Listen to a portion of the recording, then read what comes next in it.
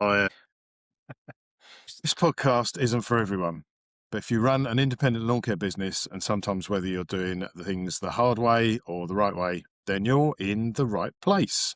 We're two business owners who choose to sit around the same table, share mistakes, challenge each other, and keep learning. This is our journey to a million. And not just in numbers, but in confidence, clarity, and freedom. Hi, John. Good morning, Martin. And How you it is doing? morning again, isn't it? 6. Yes, we do this in the morning, John.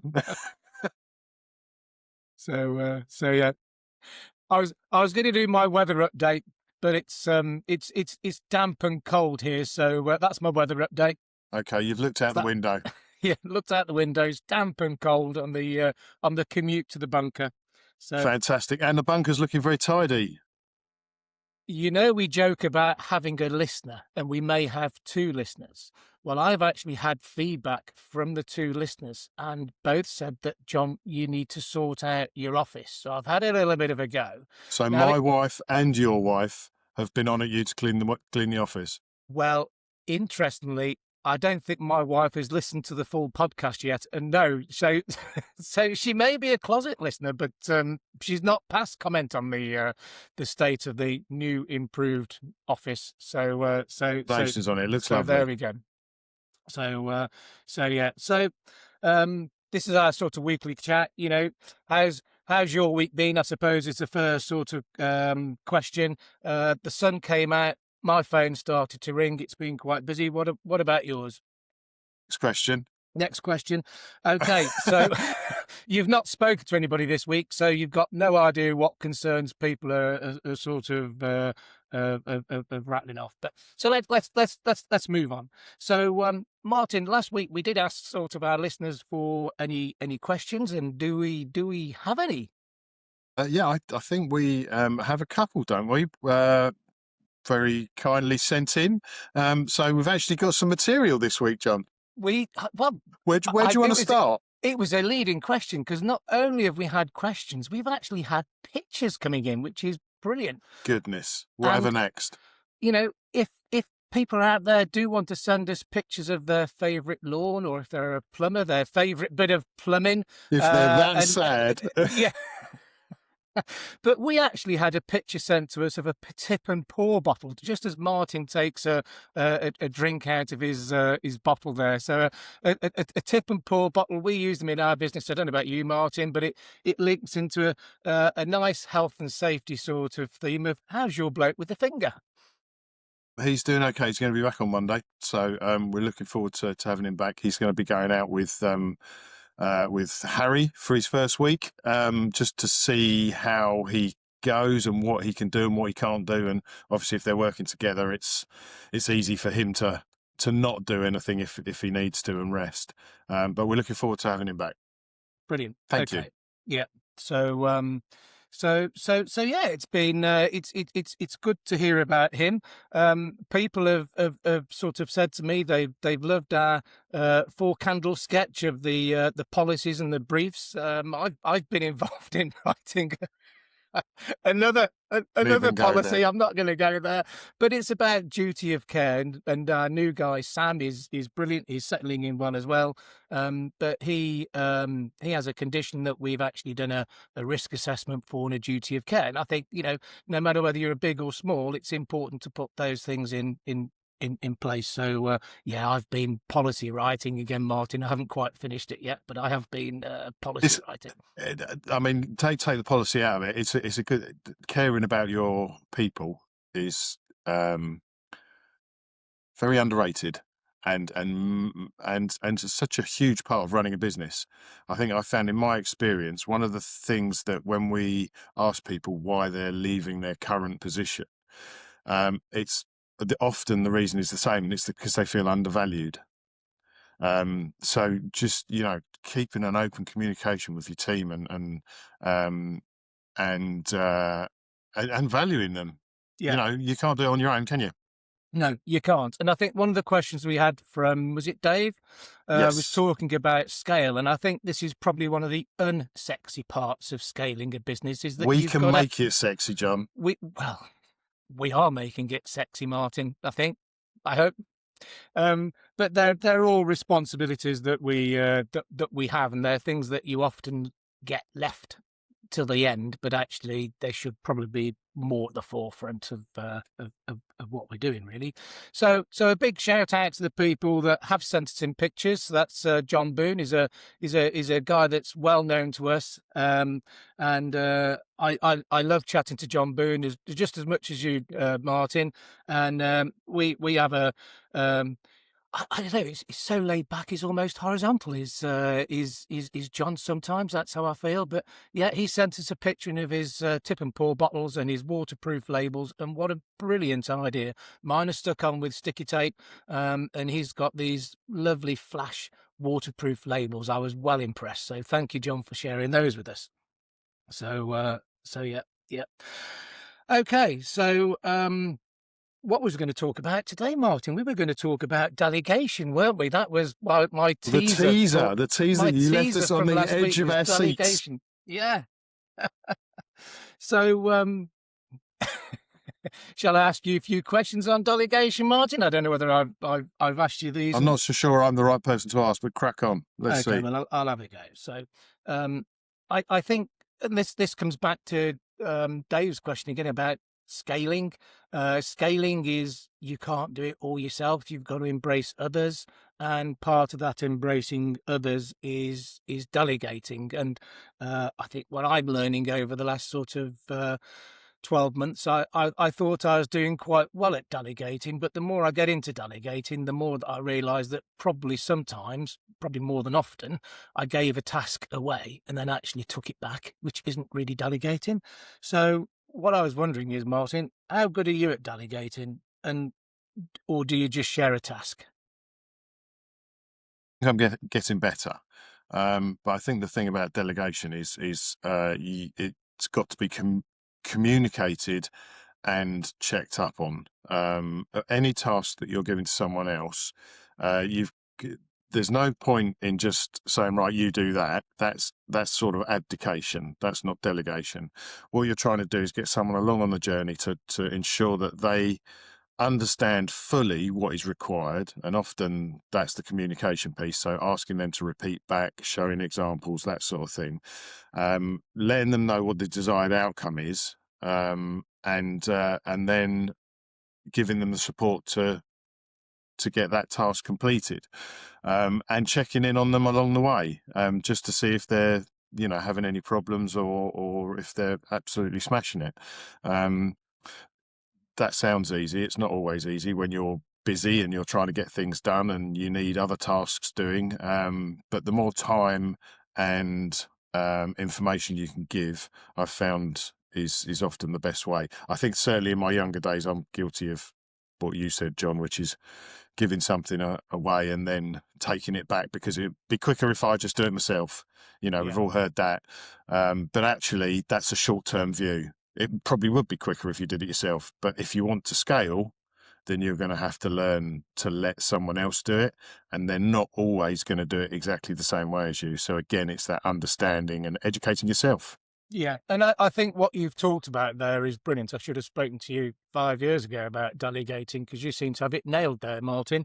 But it is just to repeat on that. It's explaining why a task needs to be done, and where it's critical for the business, and I suppose also where that fits into the overall vision of that task and that part of the business, and how definitely showing people how to do it. And I think what I find difficult sometimes in the how bit, you can show somebody how you do it, but actually they may come up with other ways of doing it that you become I become nervous about it. But actually, the outcome is just the same, and sometimes more than once, quite often, I think to myself, I know Get some what people to write your policies for you, John. it's. I should do really, shouldn't I? It's about being honest on this thing, isn't it? And it's about reflection, and actually, I look at it and think, blimey, why didn't I do it that way? Because that looks really easy, or I'm doing that, but why am I doing that stage there? Because I don't really need it anymore. I've just done it that way because I've done it for the last 20 years that way. So actually, I think understanding the how, and is important, and actually maybe a different sort of process, but as long as the outcome is the same or better, then you've got nothing to worry about. And I think the other thing is actually making sure that if it's a recurring sort of task that you're delegating, that it actually gets done on that cycle. So I think those are the things that I've learned out of that. And you can't do everything. You just cannot do everything. And the process that we're going through in our business at the moment is single points of failure. We've identified a number of them, and that means that if I got run over by a bus tomorrow, who would do that job? So actually, you've got to, if you're going to scale, you've got to delegate, because the business needs to continue. If not if you run down by a bus, but if you fall over and break your leg and you're in hospital for a couple of days, then But you're having a tough week. I'm having a great week.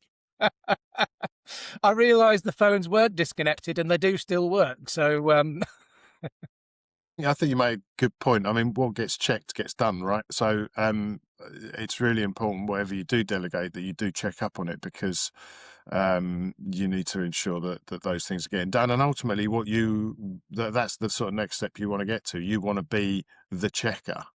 You're the person that checks everything in the business rather than does everything in the business. And that's an important part of scaling. yeah, yeah, okay. So anything else we can add on delegating there? Do you think that was? I mean, Well, I we think since your teaser last week and that marvelous show from both of us on delegation, I think the listener will be more than satisfied. I think so. I hope so. And let's hope they share some of their success of delegating, because it does, and it certainly does free up an awful lot of your time. And that's where in my project, to get more time back for me as the business owner, um, you know, that's I cannot buy time back. I can. So actually, I think it's really important to understand that one. So I think you also made a good point in there about the fact that we don't always have it right. We don't know everything. Others can show us better ways, and it's about being open and not kind of what's the best way? Not so conceited that you think you've got it all nailed, because none of us do. mm, Do we? yeah. Do we, Well, John? actually, Do we? yeah. And I think what's actually, well, I don't think I've got it all right. And I think what also happens is technology changes, and I don't always want to keep up with the technology, as we found out last week. Um, TikTok. TikTok. I understand we've got a TikTok account now, Martin. Yeah. 4 Brilliant. followers. So where else can My people daughter, hear my son, my wife, dog? my. It's a good job we can laugh at ourselves, isn't it? You got two dogs, haven't you? Two. Let's not Oh go dear. there. Next question. Come on, John. Keep on track. Talking of dogs, we're off with ours to discover dogs at Crufts tomorrow. That's their annual day out. They're going to go and promote the breed, brand ambassador. But there we go. Yeah. So something else I needed to ask you, because that's something else that we do. We talked about delegation. Something else I was going to ask you. We talked at length on yours and mine concerns about me trying to fill the order capacity, and you were concerned about how you was going to complete your order capacity, and did you switch the marketing on or off? Would you mind if I asked you what did you do in the end and how's it going? Because We had my son had some annual leave for a week, and he does a lot of our sales. So we did actually turn down the marketing for a week, which allowed things to slow down while he was away. Then we've ramped it up again. So we're back at where we were. Not much has changed in what capacity we have, and that's still causing me some issues. Although we have looked at Saturday working, but other than that, no, we're kind of we've stopped taking bookings for spring renovation now, and we're just pushing back to the autumn. So that's all we can do at the moment. But you were full anyway, so I mean that was a great position to be in, and there's a great story there, isn't there? Really, in terms of new customers. What? Yeah, I mean, it's like I said before, it's a great problem to have, um, but it's a problem nonetheless. And I think those things just don't go away. We're managing it, and we're also acutely aware that we're not even in the silly season yet. So, we've got there's a lot to do, and it's about managing people's expectations. So we've looked at ways that we all communicate the fact that we're going to need to do any kind of renovation in the autumn to all our technicians, so that we're all on the same song sheet, so that so that we can maximise any jobs that come in that need renovation and pushing them back to the autumn. Some people are going to say, "Well, I want it now." And if they're insistent, there's a chance we're going to lose those customers. But if we handle them in the best possible way, we can maximise those people that are prepared to wait.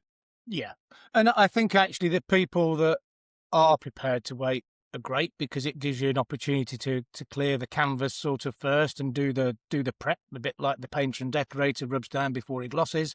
And I think the people that are, desperate, the screamers for a treatment this spring, and they're on a cancellation list, and you find them a slot, then they'll be delighted as well.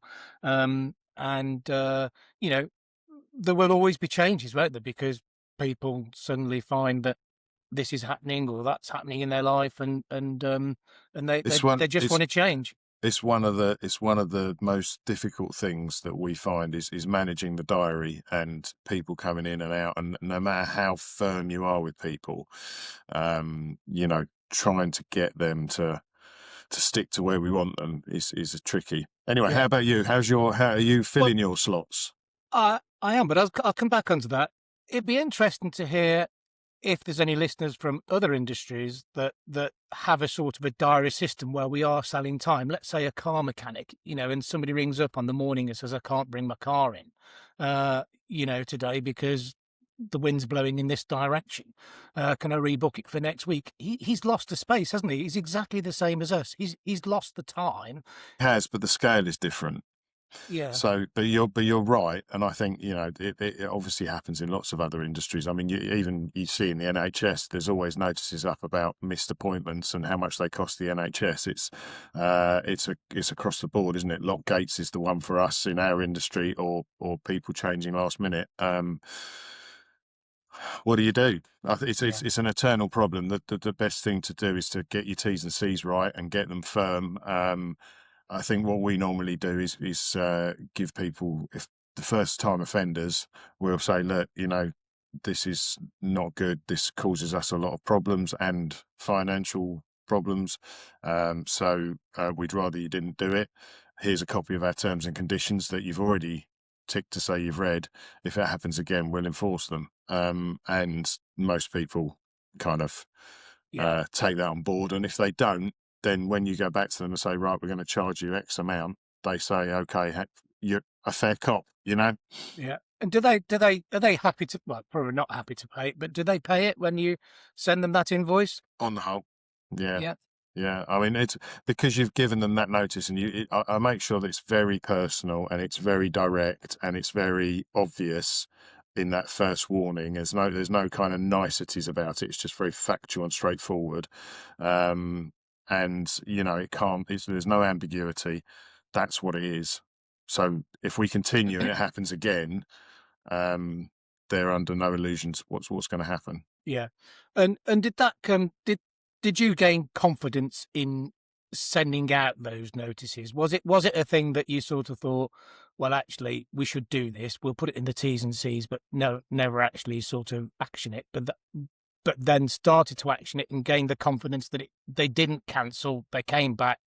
The process that you put in place was a fair one, because that's what it's about, isn't it? It's about transparency and fairness, and it's a partnership. You're working together.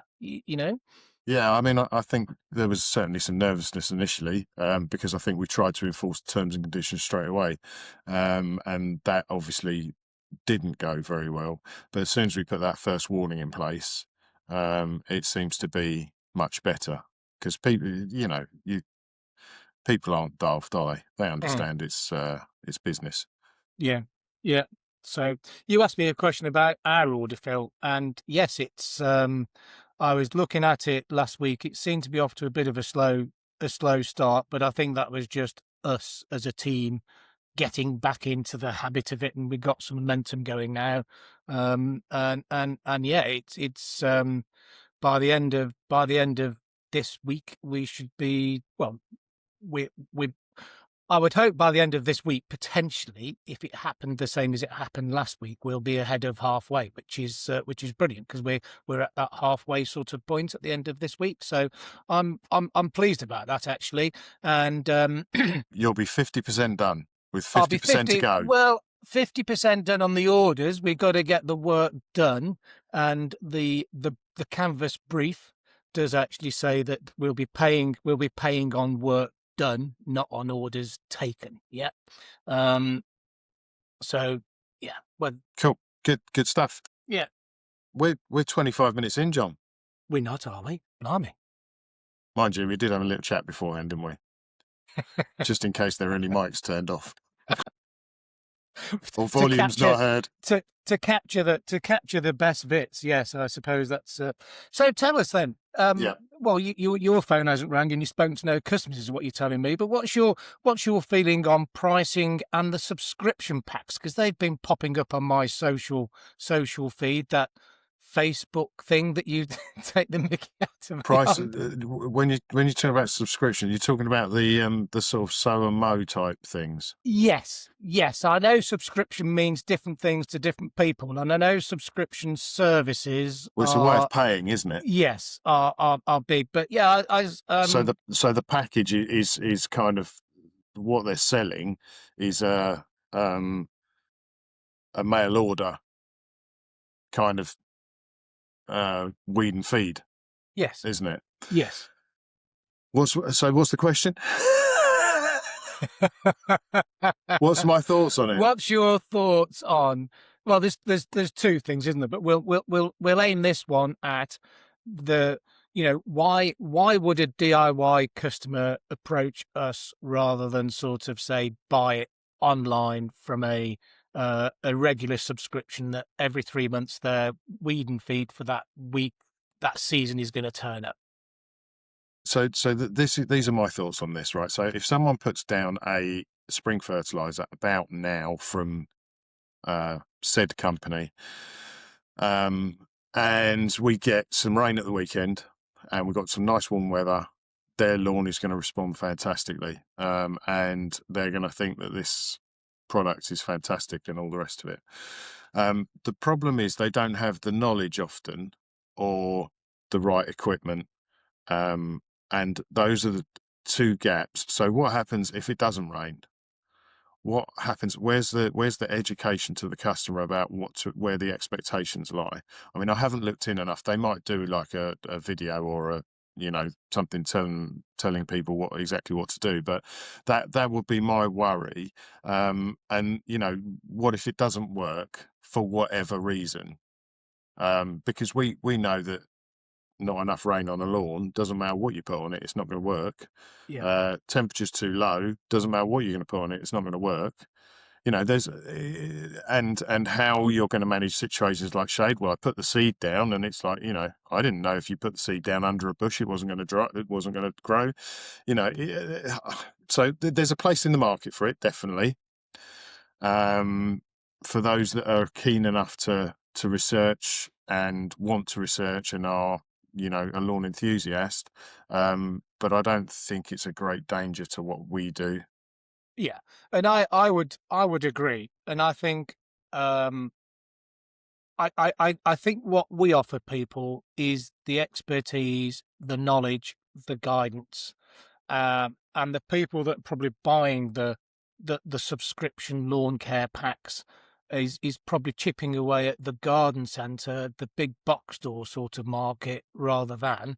But I think we're adding an awful lot of value to the customer with the knowledge and they do it for you, and the safety, the fact that, there's no chemicals involved because it's all any chemicals that are used are in our van. Um, it's all, excuse me, it's all a lot more controlled. And actually, probably for me, we have a lot of small lawns. We're a good suburban a good suburban operator, and actually for me, I don't think the price difference is. I think what we offer for the price difference is much better value for money, and I think the person that would probably want to do it themselves isn't actually going to ring us up anyway and ask them to come and do it for them. Does that make sense? Yeah, I think you're right. And also there's the comeback, isn't it? If, if the customer's not getting results for whatever reason, they ring us up. They Mm, talk to us. If they've got, if there's birds pecking on their lawn, we've just put something down and now there's birds pecking on their lawn, they ring us up. We yeah, know it's not anything to do with what we've put down, but we know what to look for and we know how to help them. yeah, Whereas subscription package may not. yes. But I'm speaking, excuse me, I'm speaking from a position of ignorance because I haven't looked into it enough. So Mm. Well, I wouldn't say you're ignorant, Martin, but yeah. that's very I kind thought of you, I thought John. you sounded I thought you sounded quite intellectual then, really, for a Blimey, I for a don't feel it. early Right. early morning. Um, yeah. So, and what about your own prices then? Did you increase your prices this year for your lawn care for your customers? Yes. Yeah, we did. We put them up 4%, which I'm starting to regret now. I'm starting to regret we didn't do a higher figure.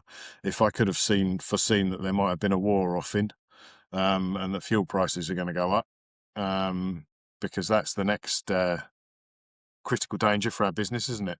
Well, that's very topical because Ukraine fertilizer prices went up by what? Oh, it was a silly number, wasn't it? It was like 40-50%, wasn't it? Something Yeah, like that. something like that. So yeah, you had me worried then when you said I'm regretting it. I was thinking like, blimey, has he overcooked it? But no, you were No, I you were didn't put them saying up no, I enough. didn't put it up enough. Exactly.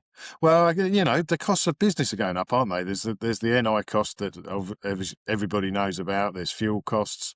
Everything's still going up. It's inflation is still at a rate that's not controlled. Um, so yeah, Yeah, yeah. So right, okay. So um, I have a question, John. I have a do question you? from Dave Warner. He's asked us about scaling our business, which is I kind of guess what this whole podcast was about originally, right? Can we have an natter about that? We can. I Do. actually spoke to Dave last week because I was on a long drive home over from my mum's, and I thought I could send him a post on Facebook, but I can't do that while I'm driving. So I actually found out his number and rang him up, and he rang me back. He was out on a lawn, so I understand that, and we had a really good sort of natter for half an hour or so. It was brilliant. Great. Well, he's asked us how we scale our business. So what would your answer be to that? I mean, I've got a kind of very obviously scaling your business is quite a big thing, right? But I've got a brief summary. But how would you approach it? I think it's got to be part of your overall plan and what do you want it to be. And I think what we've learned through networking, the Lawn Care Association, and even it wasn't the Lawn Care Association as speaker this year was talking about what type of business do you want to be. So if you've got no aspiration at all to grow it other than say you and another van, then maybe scaling too much could create you not the lifestyle that you want.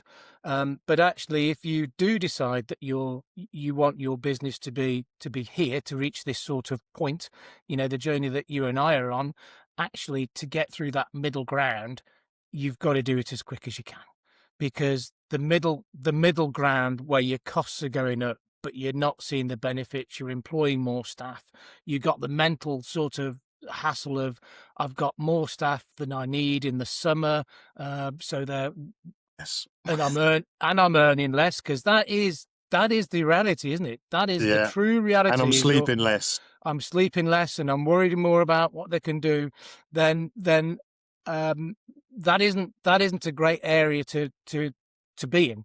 So I think first of all you have to decide on what is your, you know, what is An your outcome. overall ambition out of growing your business wants to be. And maybe for some people it is actually just staying as a 1 or 2 man van.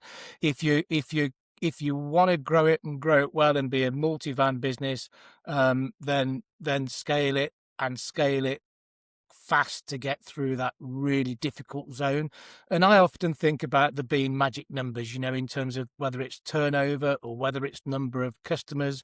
If let's say you can service, let's say you can service 300 customers with one technician, and you suddenly get to 350 and you've got to take on another. You've got to get those extra customers to fill that capacity pretty darn quick. Otherwise, you're suffering from all those problems. And actually that brings me on to something that, understand your business, understand the numbers. Because I remember a conversation you and I had many, many years ago, and you said to me, what's your most profitable van? And I said, I don't know, but I'll work it out on the train going home. Because my assumption was it was going to be my big van that went off and did all the cultural and renovation works. But actually, my most profitable vans are the actual single, small, we use a Citroen Treatment. Berlingo treatment van that just specializes in doing nothing else but seasonal treatments day in, day out. And that helped me in that period where I wasn't looking at, I wanted to grow and I wanted to take on more people, but I wasn't necessarily looking at scaling too far. And it was about a lifestyle. And that's what made me focus more on what we focused on. But now I realize that probably the process we're doing now, I should have done 4, 5, 6, 7, 8 years ago. That's the learning curve, though, isn't it? Yeah. That's why we're doing what we're doing now, is to try and help people overcome some of those obstacles But my quicker. personal, as I said to David on the phone, my personal situation was different then. I was tired of doing 50,000 miles on the road as a wage slave, and I was enjoying watching my daughter grow up, and I was at home, and those were all the bits that I didn't necessarily have in my own sort of childhood, sort of growing up. And that's back to visions and values, isn't it? We've written quite a good podcast on vision, values, and scaling. They all come back to a very similar sort of thing, don't they? Yeah, I mean, I've got. I think the most important thing when you're scaling is to start thinking like you're a big business. I think that's the first thing you have to do. So that what that does is then every decision you make, you are thinking, will that work if I've got 4,000 customers? If you think like that and you make your decisions like that, all the processes are going to slot into place. And it's going to take time, but that's going to happen. So I've got that as probably the first thing to do. And then in very simple terms, and like I say, like how to scale a business in a podcast, not that easy, but simplify everything you do, systemize all those simplifications, continually measure, amplify what works, and here's one for you, John: attenuate what doesn't. So I had to look this up this morning at 6:30. Can you spell that for me, Martin? Amplify means to get bigger, right, or get louder. Attenuate, Spell that. I am reliably told, means to reduce the volume. It's the exact opposite of amplify. So there you go. You've learned something new. Yeah. So attenuate what doesn't. Cool. We got a little bit of feedback, have we? Well, I'll tell you what that is. That's my bunker's at the back of the garage, and Kate's obviously gone into the garage to get something. So that's the. Does she not know that we're recording a podcast? I'm surprised she's up. Anyway, talking of the ladies. Yes. I see we've had some likes from some lady listeners. So hi from John. But John, actually, are you flirting? I could be. put a clean shirt on for today. I'm going to the big city today, Martin. I'm going to Manchester on a train. Woohoo! No, talking on a serious note, I've had a very busy social week this week actually, because on Monday I was with Jack Chapman, and we went to a Federation of Small Business groups boot camp, which was brilliant. It was good fun. There was a number of people there, sort of talking about what they're doing. Great reminders. But what it reminded me there of was next week, it's International Women's Day. And I know you and I have got very special ladies in our lives that do things completely different in our businesses. Your Heather's does a lot of the, well, she describes it as the jobs that nobody else wants to do, but like the HR and stuff, doesn't she? Whereas Kate actually loves getting her hands on the scarifier and the aerator and going out there doing all the physical stuff. So shall we talk next week about the ladies and different roles in our businesses, but maybe lawn care and the Lawn Care Association, give them a shout out. There's a women in lawn care group that's specifically aimed at actually, ladies, women in lawn care and what they do and the different sorts of roles they do. It's almost like you've planned this, John. I'm in. So is that our topic for next week then? I think so, yeah. I mean, apart from the fact that we haven't covered any of the half the questions that we were going to copy this morning, because we had some questions from John, didn't we? John Boone? Yes. Well, I don't know. They're coming to you. You don't share them with me. You just shared me his lawn pictures. John. Yes. We have a group chat. Me, you, and John. They're on the group chat. Do you want me to show the listener to prove it? I was trying to listen to that one as well in my car. John was asking us what kinds of software we use software or apps we use in our firm, other than a CRM. What else do we use in our businesses? I have a quick fire list. So if anyone wants any more information on this, we use Counterplan to measure lawns. We use Fantasy Football because it's great for the guys, bit of fun. We use 8x8 for our own phone systems. Picture This for identifying customer plants if they ask us horticultural questions. We have Vitality for our health, private healthcare. SharePoint we use to share documents. Copilot is our AI. Breathe HR for human resources. Dext for getting invoices onto Zero, and Buffer for social media. We use Mark Hunt's weather blog, which is fantastic. Give Mark Hunt a big shout out. WeTransfer for sending documents, and RAN Tracker for the vans. So there's a quick fire list for you, John. Hope that's answered your question. Well, I'm glad you didn't ask me that one because I wouldn't have such an extensive list. However, Mark Hunt is a name from the past. He's a brilliant guy, and I worked with Mark, and he was my boss at one stage. I don't think he ever realised he's my boss, but he didn't know you were there. He probably didn't know I was there. No. But no, Mark is. I went around his house one day. Probably shouldn't tell this story. It was in the lounge was the motorbike. It was brilliant. Doesn't surprise me about Mark. He makes weather much more exciting than me, doesn't he? It's not a high bar, John. So right. For us, we do use a virtual phone network, so that's voice over internet protocol now or something, isn't it? So we do use one of those. That was a game changer for us during COVID. Our list of stuff, I suppose, social-wise, we're using Canva, OneUp, which is sort of scheduling. We use a thing called Sempulse, which is very similar to MailChimp. You use a referral thing as well, don't you? What's that? We've just about to launch a referral thing. Yes. Did you see that at the conference? Yes, I did. I've not spoken to the lady yet. No. Actually, so it's called My Green Referral, and we're going live on that. Well, we're going live on that when I get back off this train this afternoon, when I've had a chance to sort of just try and understand how it works. But she's done an absolutely brilliant job. Ange, her name is.